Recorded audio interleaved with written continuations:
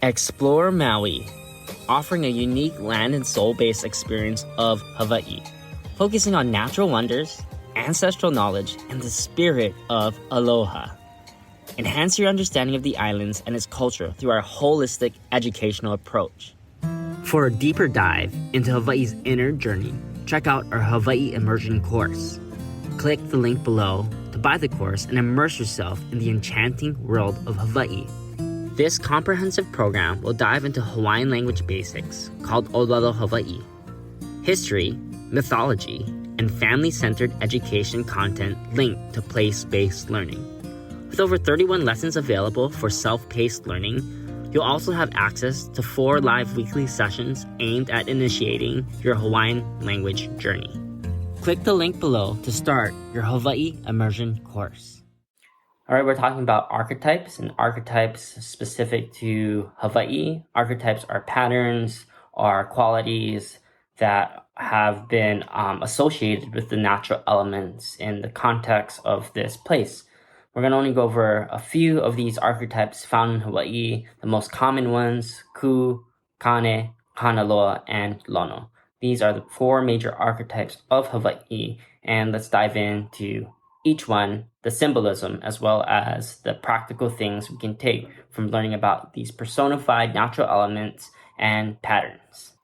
We're starting off with Ku, and Ku is our first archetype of unconsciousness. So we talk about unconsciousness here as the thing we're not aware of that have structured our society that we continue in these programs and patterns. And Ku covers various forms because there's various roles in society that have been passed down from one generation to another. So it's important to think about unconscious conditioning. It comes from background. We're not necessarily in the forefront of our conscious state. We're not choosing it, but really it's driving us. So that's why it's fitting that Ku has various forms. He has many names. He comes in the name and he goes throughout society as the warring Ku, the husband and fishery Ku, the forest and rain Ku, the sorcery Ku, all with multitude of names, because every step of conscious progression, Ku shows up within what's needed for society. When we think of Ku, it's showing up for what the society needs. For example, Kamehameha, his Ku, his deity was Ku Ka'ilimoku. It was the Ku of warring and snatching the islands. Therefore, his energy, his mana was geared towards his societal, his calling need for this unification of the island. So Ku here represents the masculine. It also represents this unconscious state of fulfilling the roles which is needed within society. Is Ku. Ku is associated with the war, the conflict, the male energy, the masculine. Ku represents the strength, determination, and the power to protect and to defend. So here we see Ku as our first archetype, the god of war. It's really talking about the maintaining of order. So the maintaining of order here is the symbolism of the subconscious mind. So the subconscious mind is associated with memory. It's associated with accumulation of past experience. The archetype of Ku really is the automatic pilot everyday programming we have that we are at war with. So this programming is to come out of familiar triggers and patterns. So Ku reminds us that the subconscious self still exists, and we need to exercise significant influence over it with this Ku energy, this energy of balance and harmony. Really, it's overcoming past conditioning, past societal norms, and coming into the thing we move towards is the mind of empowerment. So Ku is the mind of empowerment versus protective personalities. It's really the spirit of self-regulation. In order to, before battle, warriors would regulate their bodies through breathing, through exercise, through chant, through hula, to be able to go into the war with a clear mind and a strategic heart. So Ku really aligns and balances and regulates our body. So Ku is an essence of regulating not only these mental battles that war within our mind and our concepts, but really manifest within our physical form.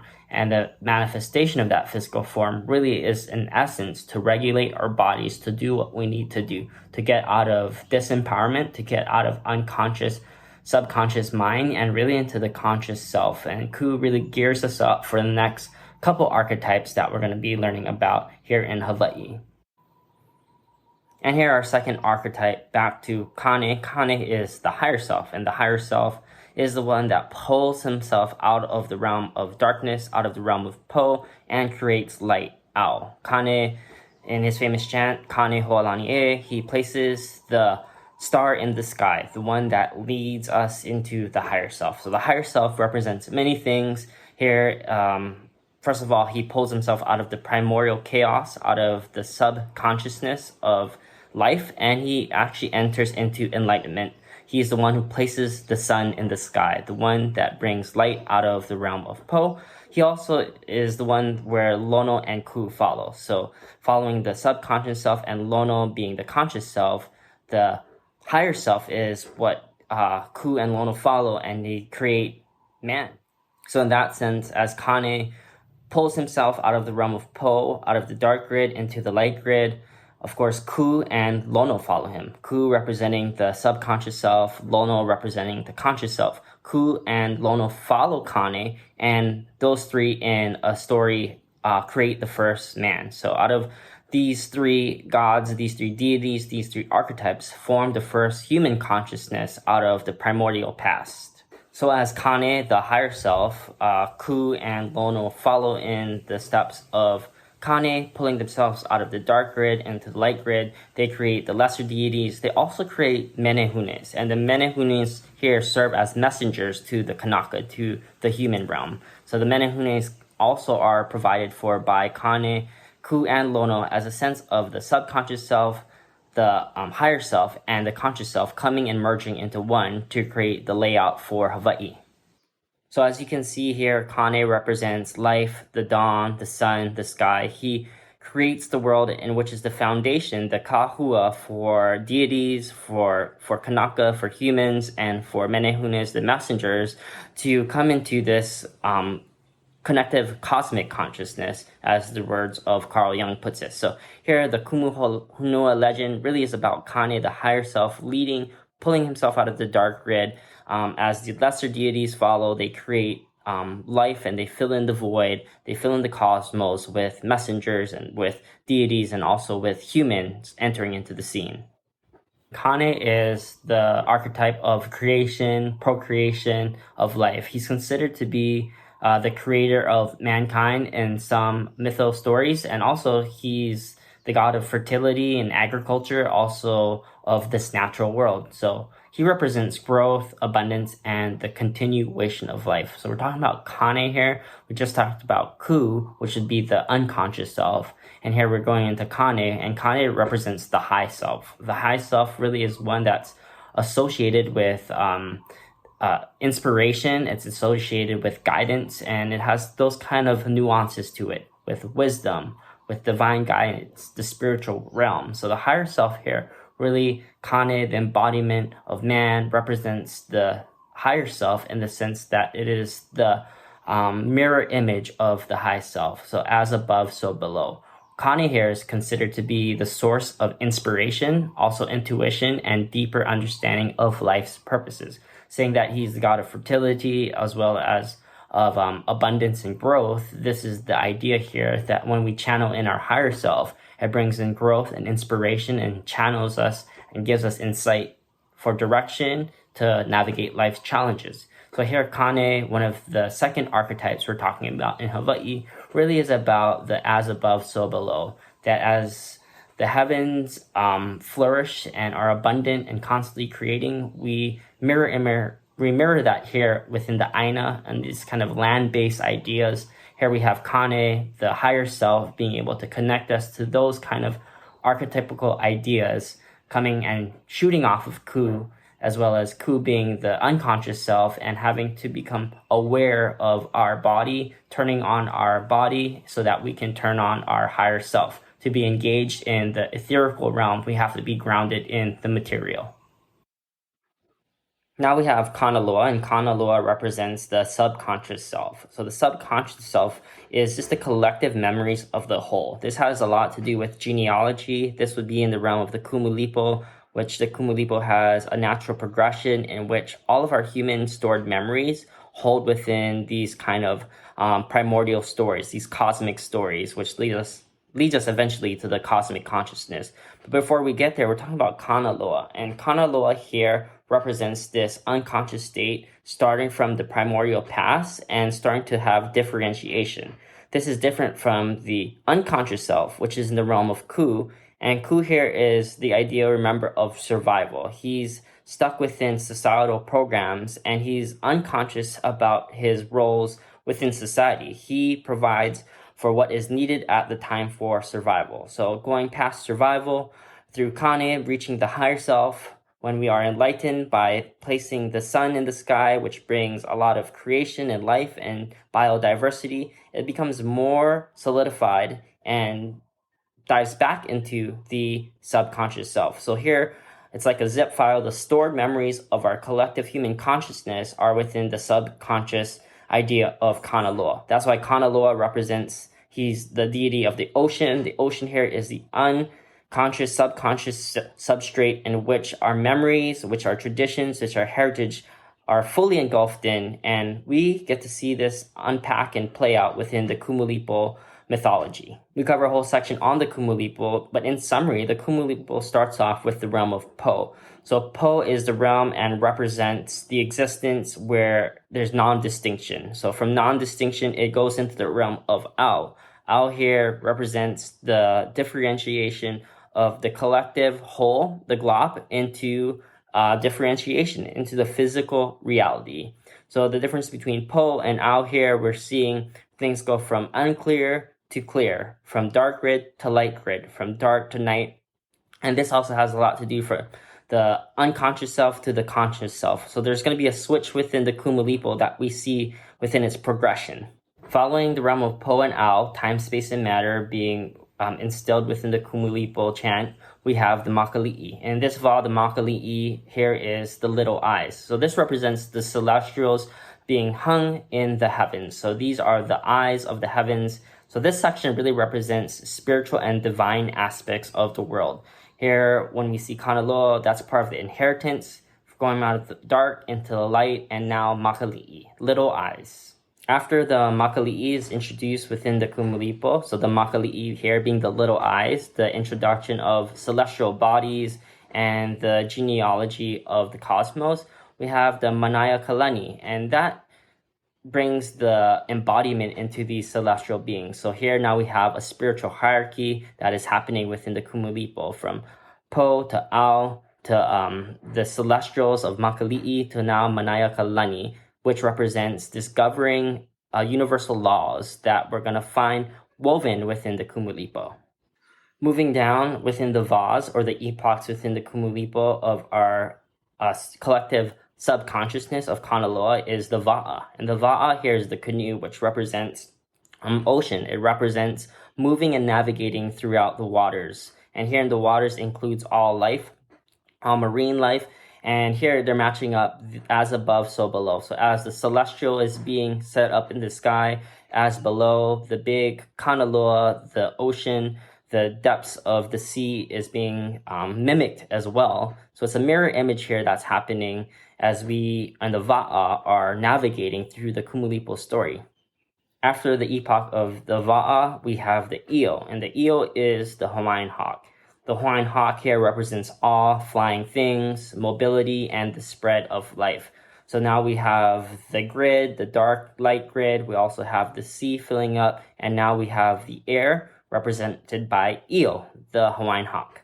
If you're kind of getting the rhythm so far, Kanaloa here is representing the subconscious collective. Really here, the evolution of natural selection, and coming into our design, we have a huge history and heritage of this cosmic consciousness, starting from time, space, and energy itself, filling up through the void, entering through creation as the different elements come together to create biological life forms. And through these biological life forms, we see the celestials radiating that type of energy, and the Va'a connecting and navigating and spreading life throughout all of Hawaii. And Hawaii here could be as a metaphor because it talks about in a few epochs later the Kukulu o Kahiki. And Kukulu o Kahiki is just the foundation of the terrestrial realm.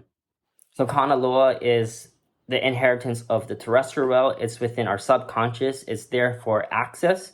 And we think about it this way through the realm of the alma kua. So the buildup within the Kumulipo, within our subconscious grid, is the alma kua, which represents the various multitudes of these energies resounding, vibrating, and resonating within all of creation. And it's there to our subconscious mind as we continue to pray and meditate and commune with Aina. We learn the different signatures found within creation.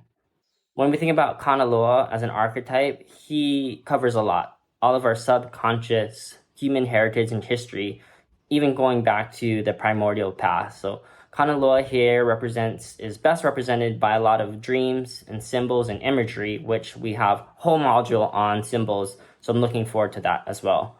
Kanaloa is also represented as the ocean. Therefore, the unconscious self, deeper layers of understanding unravel. New information is added to the content, which gives us better understanding.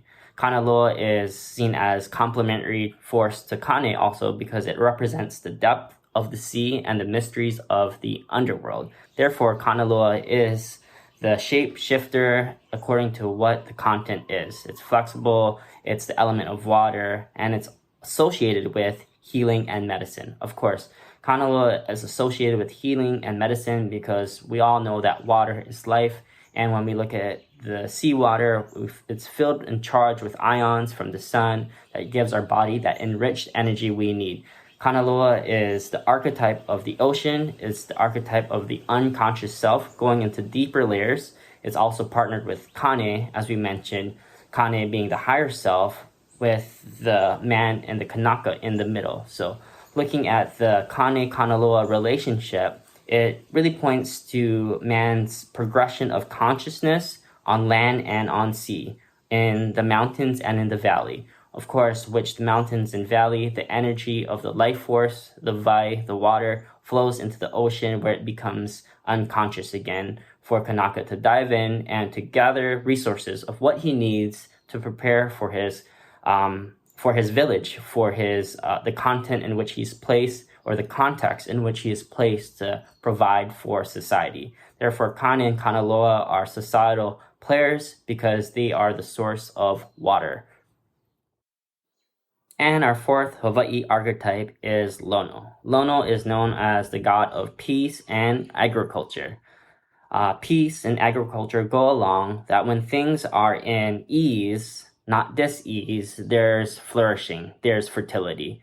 Lono represents this age of peace and agriculture. During his season, it's a little more rainy versus the Ku season where it's more warring. That's why Lono is associated with also fertility, because when you are regulated, when you are not fighting or freezing, you are in fertility. It's time to create, to imagine.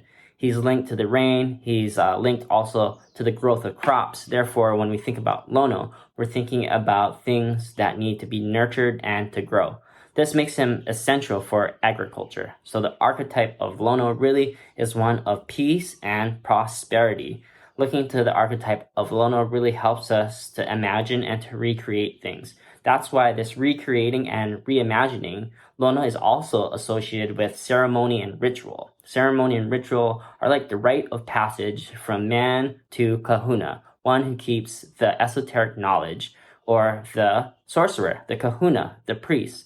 This usually happens during makahiki season, so he's usually associated with the makahiki season. Lono is also, we talked about the different variations of consciousness.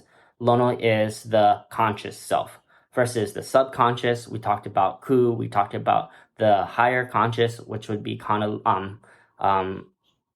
then we had Kane, and then after that we had Kanaloa, which is the unconscious self.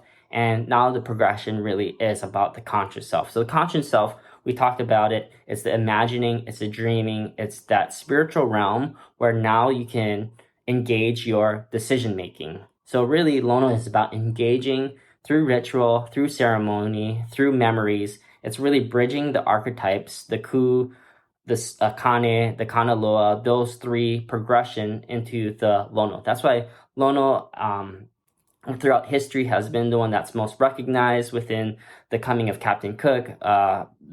Native Hawaiians during that season and interpretation was Lono. That was the embodiment of Lono, the higher self coming into the physical world. And that's part of the prophetic word there, that the word becomes flesh. So Lono really helps one to recognize the imagination, to shape reality, to shape desires, and to shape intentions. So this influences our directions and our actions. Lono is, again, the one about fertility, about passion, and about peace, and about ritual. When we think about Lono, he bridges all of the archetypes, and his progression is the bringing in the new paradigm, the emergent now, the eternal present. As we wrap up our journey through Explore Maui, we hope you've experienced the true essence of Ohana and the island's spirit. This podcast has offered a unique perspective on Maui, focusing on both its natural wonders and timeless wisdom of aloha. Whether you're a homeschool family seeking real-world experience, a visitor looking to enrich your trip, or a long-time resident seeking fresh inspiration, Explore Maui has your go-to resource. Before we part ways, we have exciting news. Are you eager to dive deeper into the heart of Hawaii? Our upcoming Hawaii Immersion online course and webinars offer a unique opportunity to explore the profound depths of the Pacific Gem. Click the link below to discover about Hawaii's language, culture, and cosmic traditions as you've never seen them before.